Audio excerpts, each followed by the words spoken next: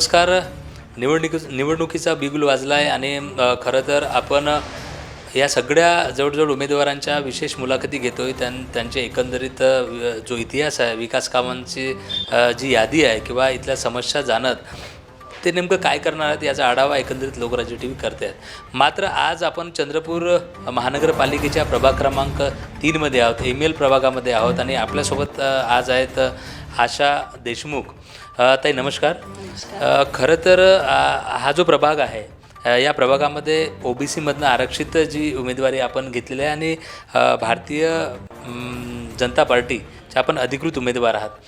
काय सांगाल, किती दिवसांपासून आपण काम करताय, तिथल्या मुळात समस्या काय आहे? मी भारतीय जनता पार्टीमध्ये 14 वर्ष झाले आहे, तर इथे काम करत आहे. पण हा जो एरिया आहे माझा एम-एल प्रभाग 3 हा इतका स्लम एरिया आहे की इथे म्हणजे जे मुलं आहे त्यांना UPSC MPSC करायचं आहे. जे काही पाण्याचे आहे ते पाणी आम्हाला बोरिंगचं पाणी मिळतात. जे रस्ते आहे, आपले नाली आहे, त्यांची आमची साफसफाई होत नाही. ही आम्हाला इतकी परेशानी आहे की खूपच परेशानी आहे त्याच्यामागे.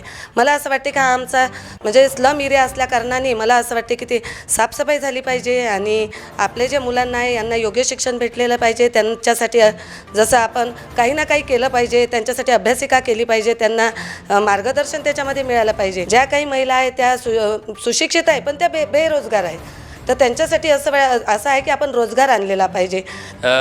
खरं तर संपूर्ण महापालिकेत चर्चा आहे आपल्या तिकिटीसाठी. खूप मोठी म्हणजे जी चर्चा आहे त्यामधनं सुरू आहे. खूप कठीण परिश्रमामधनं आपण आता या निवडणुकीला सामोरं जाणार आहात. मग आपण निवडून आल्यानंतर महत्त्वाच्या काय इथल्या समस्या ज्या पहिल्या यादीत आपण त्या सोडवणार आहात किंवा ज्या आपण सांगितल्यात की मग इथल्या निराधारांचे पैसे असतील, इथल्या महिलांना बेरोजगारीसाठीचा प्रश्न असेल, असे विविध प्रश्न आम्ही जेव्हा प्रभागामध्ये जातो ते पाहायला मिळतं आहे. मग आपण निवडून आल्यानंतर प्रामुख्याने कुठल्या समस्यांना आपण हात घालणार आहात? आता 14 वर्ष झाले आमच्या एम-एल प्रभागला संजय नगरमध्ये इथे एकही उमेदवार दिला नाही. तो दर्गा वार्ड असो की संजय नगर असो, त्यासाठी आमच्या इथल्या प्रभागांना ज्या मुलांना ज्या सुखसुविधा पाहिजे, ज्या महिलांना सुखसुविधा पाहिजे, जे काय पाहिजे. पण मला असं वाटत होते की जे आमचं 14 म्हणजे 8-9 वर्ष झाले आम्हाला उमेदवार नाही, तर आम्हाला उमेदवार पाहिजे ही मला कडकडीची माझी हे होती.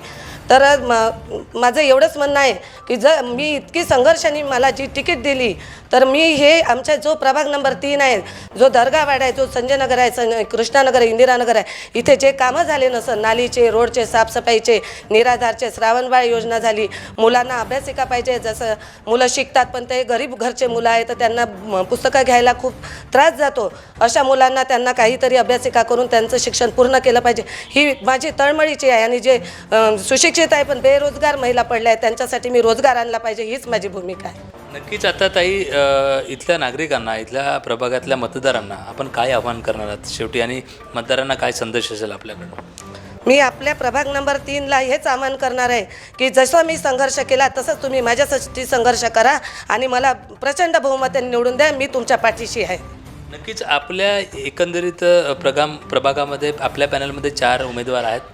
ते कोणते आहेत आणि म्हणजे कुठल्या आरक्षणाच्या माध्यमातून पुढे आले आहेत? माझ्या प्रभागामध्ये अ गटामध्ये निलेश दत्ता गवळे आहे, ते SC कॅटेगरीमधून आहे. ब गटामधून आपले जितेश भाऊ कुडमे ते आहेत. अनुसूचित जमातीमधून आहे. क गटामधून मी आहे, आशा देशमुख आहे आणि ड गटामधून आपली सविता सरकार आहे. नक्कीच. हा त्या आशा देशमुख आणि यांनी सांगितलं, यांची जी तळमळ बोलण्यामधनं तुम्ही नक्कीच लोकराज्य TV माध्यमातून बघत असाल. खरं तर तिकीटीसाठी हा मोठा संघर्ष होता आणि तो संघर्ष पूर्ण करत त्यांनी त्या तिकिटावर विजय मिळवला. आता खरी लढाई आता सुरू झालेली आहे. निवडणुकीचा प्रसाराला वेग वाढलेला आहे आणि त्यांनी ज्या समस्या सांगितल्या, मग महिलांच्या रोजगाराच्या समस्या असतील, या योजना ज्या सरकारने लागू घातल्या त्या योजनांचा लाभ इथल्या नागरिकांना पोहोचावा यासाठी यांची तळमळ बोलण्यामधनं नक्कीच पुढे आलेली आहे.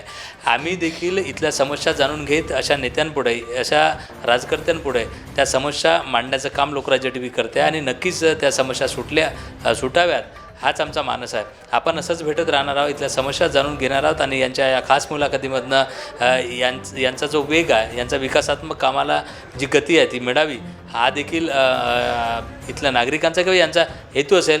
मात्र समस्याचं निराकरण व्हावं हा लोकराज्य TV चा नक्कीच नेहमी प्रयत्न असणार आहे.